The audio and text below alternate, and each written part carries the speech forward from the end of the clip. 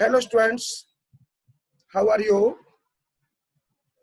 Today I will discuss the relation between a conversion between Aufbau and Bohr principle.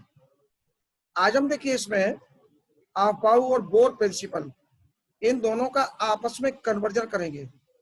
हमने पिछले videos में bore principal की study कर ली अच्छी तरह से, बोर की प्रिंसिपल की स्टडी कर ली, Aufbau प्रिंसिपल की स्टडी कर ली, ठीक है ना।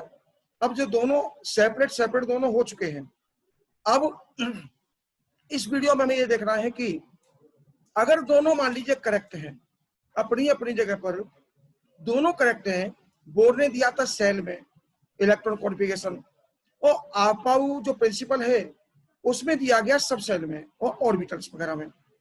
अब मान लीजिए दोनों करेक्ट है तो फिर आपस में दोनों का कन्वर्जन भी हो जाना चाहिए, और अगर कोई गलत है तो फिर बोर से Aufbau और Aufbau वाले से बोर, प्रिंसिपल कन्वर्ट नहीं होगा। तो अगर दोनों सही हैं तो एक दूसरे में कन्वर्ट हो जाएंगे। देखिए कुछ एग्जांपल से आपको समझाते हैं, ठीक है। देखिए कैसे, देखिए पहले हम बोर प्रिंसिपल लेते हैं, Aufbau प्रिंसिपल।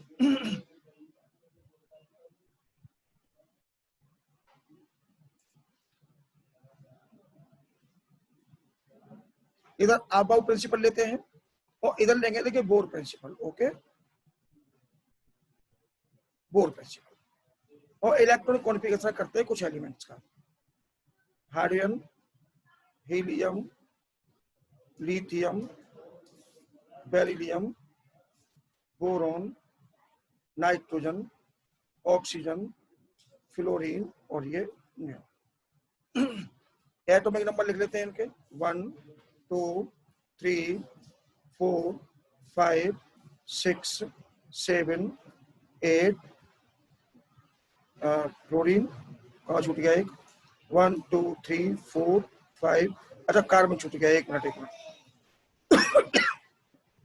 ये यहाँ पर कार्बन छूट गया, ये आ जाएगा कार्बन 6 नंबर। ओके, एक बार मिटा लेते हैं इनको, मिटा लेते हैं, दोबारा लिखेंगे। देखिए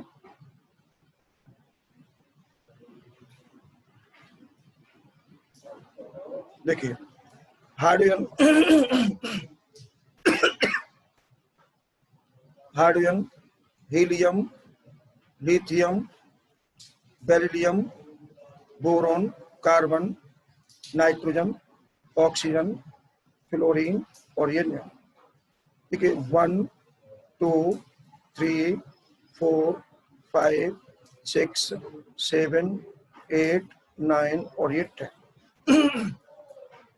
देखिए इसका इलेक्ट्रॉन कॉन्फ़िगरेशन क्या होगा, 1s1, इसका होगा 1s2। ये मैं पिछले वीडियो में अच्छी तरह से क्लियर कर चुका हूँ, ठीक है। अगर आपने पिछला वीडियो नहीं देखा है तो उसको जरूर देख लें।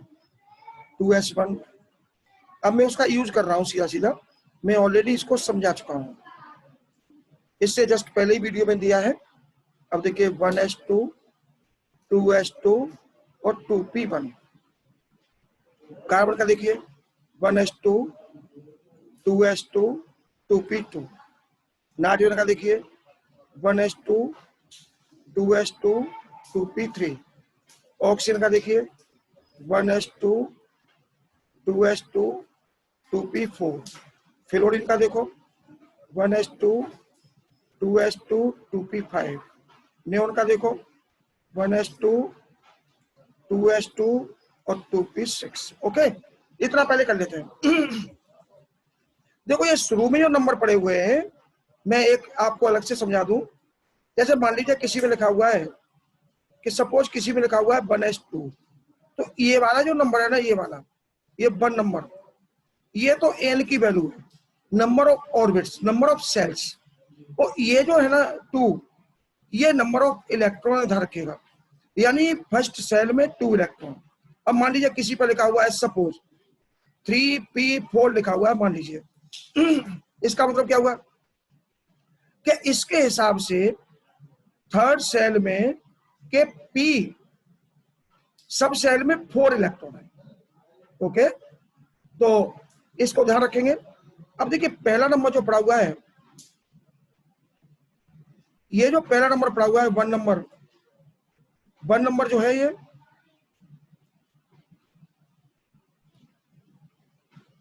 देखिए, ये जो 1 नंबर पड़ा हुआ है ये फर्स्ट नंबर ऑर्बिट की है, तो हमने लिख दिया यहाँ फर्स्ट ऑर्बिट में। चलिए अगर ऑर्बिट की भी नंबर डाल लें हम, मान लीजिए सपोज, देखिए मान लीजिए हमने ऑर्बिट की नंबर डाल ली सपोज यहाँ पर 1, ये 2, ये 3, ओके। तो फर्स्ट ऑर्बिट में कितने इलेक्ट्रॉन है, एस के ऊपर कितना लिखा हुआ है 1, तो फर्स्ट ऑर्बिट में 1 इलेक्ट्रॉन। इसका देखिए हीलियम का, देखो हीलियम का, ये हीलियम का देखिए, हीलियम का क्या होगा, फर्स्ट ऑर्बिट में 2 इलेक्ट्रॉन, क्योंकि एस के ऊपर 2 लिखे हुए हैं, ओके। और लिथियम का देखिए, लिथियम के फर्स्ट ऑर्बिट में 2 इलेक्ट्रॉन और सेकंड ऑर्बिट में 1 इलेक्ट्रॉन, यानी 2 और ये 1। अब देखो इसका, देखो ये हो गया।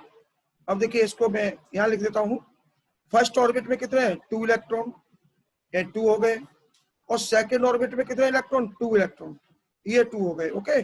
अब अगला देखिए बोरॉन का, देखो फर्स्ट में 2 इलेक्ट्रॉन और सेकंड के लिए आप ये दोनों ऐड करेंगे, ऐड, क्योंकि सेकंड नंबर देखो यहां भी लिखा हुआ है, सेकंड नंबर यहां भी लिखा हुआ है 2s2 और 2p1, ये लिखा हुआ है देखिए 2s2 और 2p1, ये पूरी सेकंड ऑर्बिट हो गई ना, कि सेकंड नंबर देखो पड़ा हुआ है, तो s में 2 इलेक्ट्रॉन है, p में 1, कितने ऐड करके कितने हो गए 3, ये हो गया। अब देखिए इसका, ये हो गया बोरॉन का, ठीक है। अब देखो इसका, देखो इसका कार्बन का, कार्बन का क्या है देखिए, कार्बन का है 1s2 2s2 और 2p2, तो फर्स्ट में तो 2 इलेक्ट्रॉन हो गए, और सेकंड ये पूरी है, सेकंड में कितने हो गए 2 और 2 4, ओके, ये 4 इलेक्ट्रॉन हो गए, ओके। अगला देखिए, अगला नेक्स्ट, फर्स्ट में 2 इलेक्ट्रॉन, अब तो समझ में आ रहा होगा। सेकंड में देखो एस के ऊपर 2 और पी के ऊपर 3, कुल मिला के कितने हो गए 5। अब देखिए इसका, देखिए एस पहले में कितने हो गए 2 हो गए, ओके, और एस के ऊपर कितने 2, पी के ऊपर 4, ये हो गए 6 हो गए, ओके। इसका देखिए फर्स्ट में कितने हो गए 2 इलेक्ट्रॉन, और सेकंड में देखिए 2s2 2p5 है, तो 2 और 5 कितने हो गए 7 और इसमें देखो, इसमें फर्स्ट में हो गए 2 और जो इसमें देखो सेकंड में 2 और सेकंड के पी में 6, तो 2 और 6 कितने हो गए 8। और अगर आप बोर का प्रिंसिपल निकाल करके देख रहे हैं तो यही इलेक्ट्रॉनिक कॉन्फ़िगरेशन आपने लिखा होगा, हार्डियम का लिखा होगा 1, फिर हीलियम का 2, लिथियम का 2 1 और बेरिलियम का 2 2, फिर 2 3 2 4 2 5 2 6 2 7 2 8 ओके। थोड़ा सा और आगे बढ़ाते हैं, ठीक है। देखिए अब नंबर लेते हैं 11 12 13 14 15 16 17 18 19 और ये 20 ठीक है। सिंबल क्या है इनके, Na, magnesium, aluminium, silicon, phosphorus, sulphur, chlorine, argon, potassium और ये कैल्शियम, ओके। अब देखिए इनका इलेक्ट्रॉनिक कॉन्फ़िगरेशन देखिए, पिछले वीडियो में ये सब मैं कर चुका हूं क्लियर। देखिए सोडियम का देखिए 1s2 2s2 2p6 और 3s1। मैग्नीशियम का देखो 1s2 2s2 2p6 3s2। Aluminium का देखो 1s2 2s2 2p6 3s2 3p1। इसका देखिए सिलिकॉन का 1s2 2s2 2p6 3s2 3p2। अब 3p में बढ़ाते जाइए आप केवल आपको इलेक्ट्रॉन 3p में ही बढ़ाने हैं। कब तक बढ़ाने हैं, जब तक 6 ना हो जाए, ओके।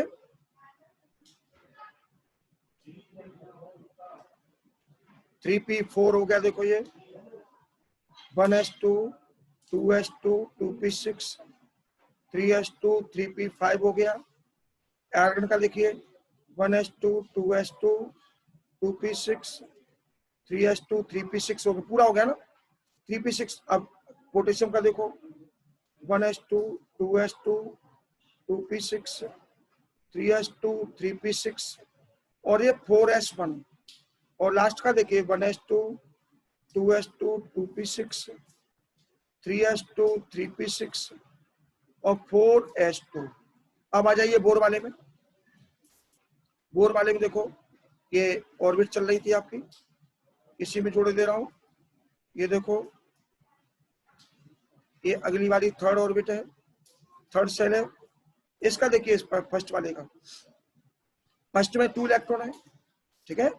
और सेकंड हमारी देखो यहाँ से लेके यहाँ तक है, तो 2 और 6 कितने हो गए, s पर 2 और p पे 6 यानी 8 हो गए। और 3 के s में कितना इलेक्ट्रॉन है, 1, यानी ऐसे थर्ड ऑर्बिट स्टार्ट हो गई। अगला देखिए पहले में 2 सेकंड में कितने 2 और 6 कितने हो गए 8 और अगले वाले में 3s2 तो 2 हो गए। अब देखिए फर्स्ट 1s2 लिखा हुआ है, 1s2 का मतलब 2 और 2s2 और 2p6 ऐड करके 8 हो गए और 3s2 3p1 ये 3 हो गए। तो इनका तो देखिए आप ऐसे ही उतारते जाइए, ये ऐसे ही कर लीजिए, ठीक है ना। इनमें ज्यादा टेंशन नहीं लेना है, जो कि ये कंप्लीट हो चुका है, ठीक है ना। केवल थर्ड ऑर्बिट की हम बात करेंगे स्पेशली, बाकी तो सब कंप्लीट हो चुके हैं। इनका देखिए 8 बन लीजिए, 8 8 8 8, ठीक है ना, 8 8 और ये 8। अब यहाँ देखिए इस पे आ जाइए 3s2 और 3p2 सिलिकॉन का है ना, 3s2 3p2 दोनों ऐड करेंगे तो 4 हो जाएंगे, ओके। फिर 3s2 3p3 2 अब 3 कितने होते हैं 5, फिर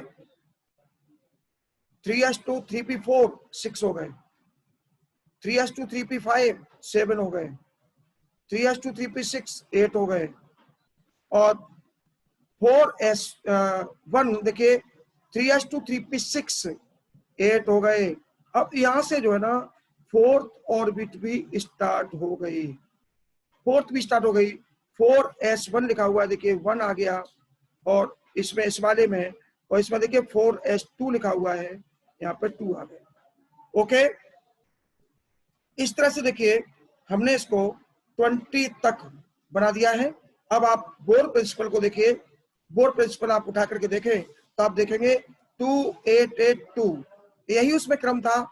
281 सोडियम का, 282 मैग्नीशियम का, 283 एल्यूमिनियम का, 284 सिलिकॉन का, 285 फॉस्फोरस का, 286 सल्फर का, 287 क्लोरीन का, 2881 पोटेशियम का, 2882 कैल्शियम का, ठीक है ना। ये 20 तक कर दिया है। आगे चल के देखिए और करने की कोशिश करेंगे, ठीक है ना। इतना समझने की कोशिश करें और अगर कोई प्रॉब्लम आती है तो आप मैसेज करें, आपको क्लियर हो जाएगा, ठीक है ना। वैसे क्लियर कर दिया है मैंने, कोई इसमें आपको प्रॉब्लम नहीं आनी चाहिए।